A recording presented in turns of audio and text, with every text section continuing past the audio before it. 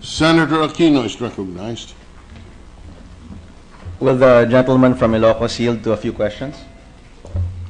I will yield to questions, but with the understanding that I will decline to answer anything on the merits of some of the complaints and the accusations and the allegations that have been made as to the irregularities of the conduct of the campaign and its counting, simply because I believe that this is not the proper forum for that. But Mr. President, would you be willing to... I would yield the floor to Senator Aquino. Would you be willing to answer a few questions on the speech that you had made?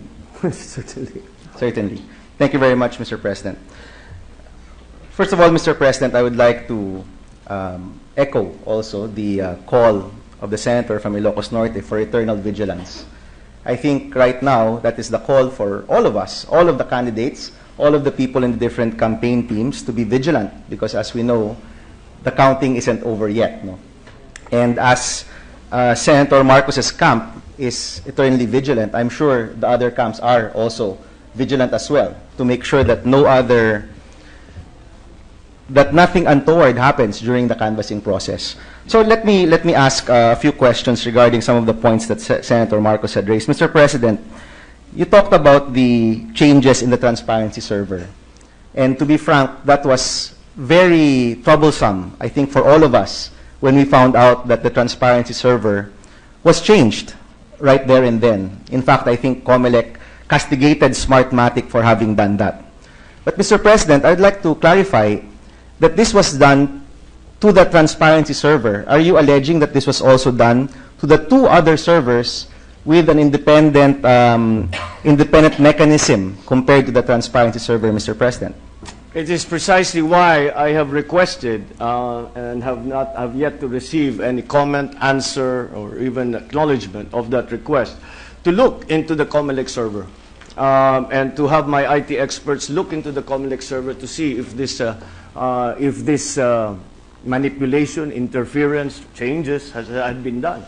So unfortunately, those requests have fallen on deaf ears thus far. So in short, Mr. President, your call for a full audit is to find out if there were any irregularities in the two other servers. Well, amongst other things, yes.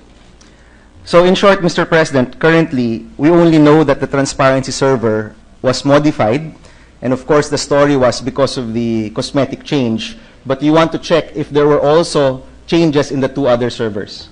Well, we would also like to check whatever happened, as I think has been explained in the various media. The fact that you have entered or you changed, the values of the hash code have changed, simply indicates that the file was entered into.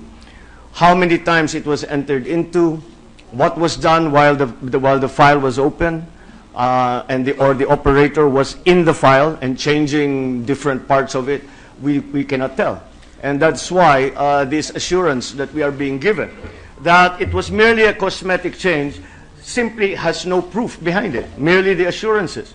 But I think it is unanimous thus far that so long as the file has been opened and remains open, which it did, it remained open until until about 8 o'clock on May 8 a.m. on May 10th, at which point when this was brought up, I'm sorry, this was later. Sorry, it was later in the day on May 10th, until it was brought up by some of the watchers, and another Venezuelan operative of Smartmatic says, "I'll fix it," and basically locked the file open, and thereby leaving it open for anyone to come. So whatever changes were made over and above the so-called ENYA change, then we cannot tell. That is why we have asked to look at the audit logs, we have asked to look at the transmission logs, we have asked to look at the receiving logs, we have asked to look at all of the records so that we can see, we can be sure that the different values have remained consistent all throughout. On that note, Mr. President, I think parties have come on record, even Congresswoman Robredo, to say that we are open to a full audit, no, and to open up Unfortunately, the server. those parties will not be the ones to decide whether Exactly. or not we can go in and have a look at the servers. It is only the COMELEC who can give that authority. That's true, Mr. President. I just wanted to state that for the record. No? But going back to the question on the transparency server, I take it, Mr. President, you don't accept the COMELEC's their explanation of what had happened. They had come out very strongly to say that this was merely a cosmetic change. And Well, in fact, I can stand here and say many things, Mr. President, but I have to back it up with data, with proof, with evidence of that, and they have not done that. Thank you, Mr. President. So you're saying it yourself that any accusation must be backed up with the proper data, with the proper numbers. And currently, Mr. President, right now, your assertions on the transparency server, is there any data, or you are merely calling yes. for Oh, you are yes. merely No, calling no, for no, no. opening up of the server for scrutiny, Mr. President? No, quite the contrary, Mr. President. We wouldn't have bothered asking all of these authorizations to go in had we not spotted many discrepancies that need to be clarified. This is not a fishing expedition. It is something that is clearly in aid of clarifying the irregularities that were clearly seen and admitted to by both COMELEC and Smartmatic. Mr. President, are you referring to the ENIA problem, or are you referring to the so-called trend that you were mentioning earlier? What irregularity in particular are you exactly talking about? Again, there are many, too many, I think, for us to go through here. We have, as I said when I spoke, that I will, at the proper time and the proper place, will detail those irregularities, those discrepancies that we have found. And furthermore, to back those up, will be reports, will be analyses, will be affidavits, statements from witnesses, and I think, and many whistleblowers as well who have come forward and have decided to come clean about their part in all of this. So, Mr. President, you're saying that you have evidence and data, but you don't wish to say it today. Exactly. I do not think that an interpolation on the plenary floor is the place to do it. I think that when the canvassing starts, these will be detailed to the canvassing board when we have begun. Well, Mr. President, one thing that you mentioned earlier was about the change in the trend. No? You talked about, I think, around 8 p.m. when when the trend started to go against you and for Congresswoman Robredo. And I'd just like to mention, Mr. President, for the record, that numerous academicians have actually said that there is nothing irregular about that.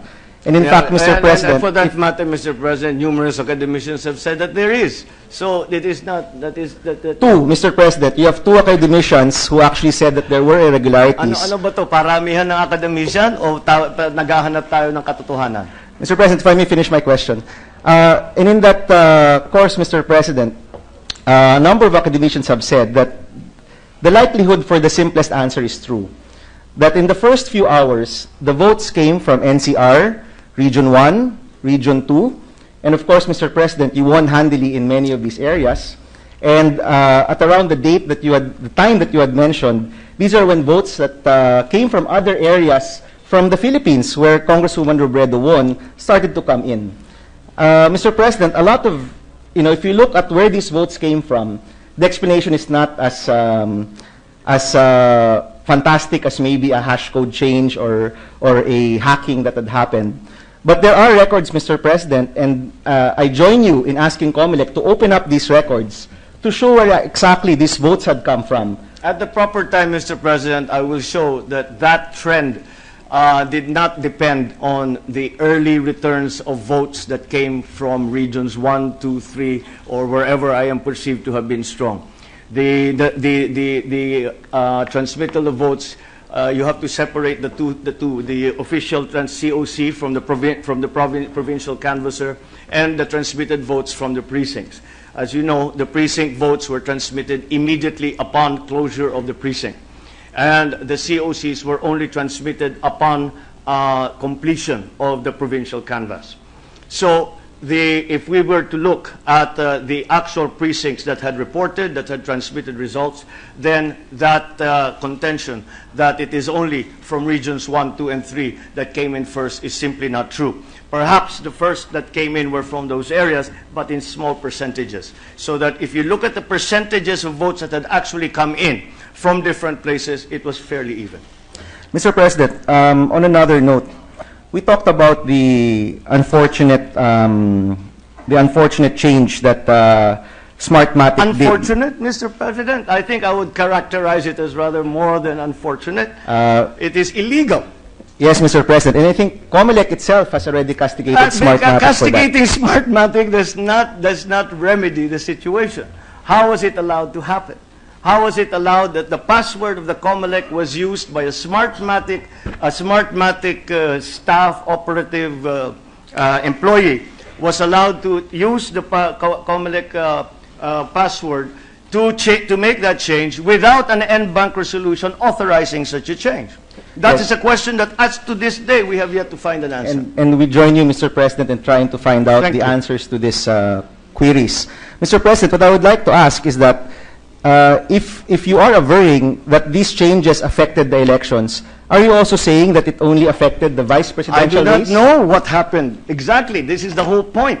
We do not know what happened when Marlon Garcia opened the file and changed the so-called ENIAC. What else did he change? Did he change more? Did he change nothing? Did he change my name? Did he change the numbers? What did he do? What else did he do? And after he had done whatever it is he had to do, what else did anyone, since the file was then open, what else did anyone go in and change afterwards?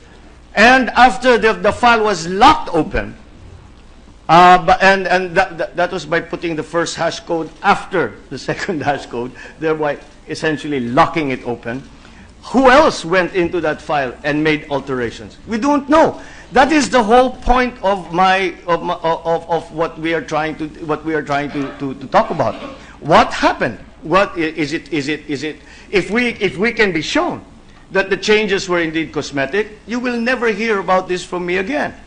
But yes, Mr. President, we still have to determine whether or not anything else was changed, what changes were made, who made them, and under whose authority. And more importantly, Mr. President, who should be penalized for that? I think you will agree with me on that, no, if I'm not mistaken. Well, I'm sure that is part of the question, but I think more to the point is we need to find out exactly what happened. We have to be sure that the conduct of the elections were in fact fair and honest and transparent. That is, to this point, not the case, simply because we have not received any answers from COMELEC on the questions that we have raised to them. And we also have not received any authorization to inspect the servers and the logs as we have asked the COMELEC. Mr. President, just a final question. Mr. President, kung kayo na po mismo nagsabi na hindi ho natin alam kung meron ngang nangyari, hindi ho ba premature na sabihin na may pandarayang nangyayari? Kayo na po mismo nagsabi, hindi natin alam kung ano yung nangyari. Wala pa akong sinasabi na may pandarayang nangyari sa pagpalit ng server. Ang sinasabi kong pandaraya, ang yung mga picture, yung mga video na nakita natin na sa ibang lugar, hindi pinabayaan maboto. Meron akong mga video na siguro nakita na naman ng lahat ng tao, mga bago mag-rally na nagbibigayan ng pera, ng vote buying, etc., etc. Lahat yan. Pandaraya lahat yan. Kaya maliwanag dahil meron nga kaming ebidensya na may pandaraya. Ngayon, kung yung pandarayang yan ay doon lamang sa vote buying, doon lamang sa intimidation, doon lamang sa hindi pinayagan bumoto ang ibang botante, kung hindi, doon pati sa transparency server, doon pa rin sa system log, sa audit log, ay ibang usapan yan. Dahil wholesale na yan. Kaya't yan ang aming gustong makita. Kaya't yan ang aming hinahanap at humihingi kami ng authorization galing sa COMELEC na tignan para malaman. Siguro naman ako na mauuna na matutuwa kapag malaman ko na hindi nagka-problema. Tama, Mr. President. Ako na ang unang-unang magsasabi, mas gumanga ang aking loob dahil alam ko na ang nangyari. Ang problema, hindi na ipapaliwanag ng mabuti ng COMELEC at hindi tayo pinababayaan na tignan na mabuti para iliwanag na mabuti kung ano ba talaga ang nangyari sa loob ng mga server, sa loob ng ating mga transmission, sa loob ng ating mga vote counting machine. Mr. President, kung ikaw na po yung unang gagaan ang loob, ako na po yung pangalawang gagaan ng loob kapag naibukas na po ang lahat ng iyan. And I would like to thank the gentleman for answering my questions. And I know it's a very trying time for him and his family. And thank you for answering my questions, Mr. President. But for the record, I'd also like to reiterate what the good gentleman from Ilocos Norte had said, which is, pagdating sa transparency server, wala pa talagang masasabing dayaan dahil hindi pa nga ito nalalaman. Thank you very much for that, Mr. President. Mr. President, thank you for your time.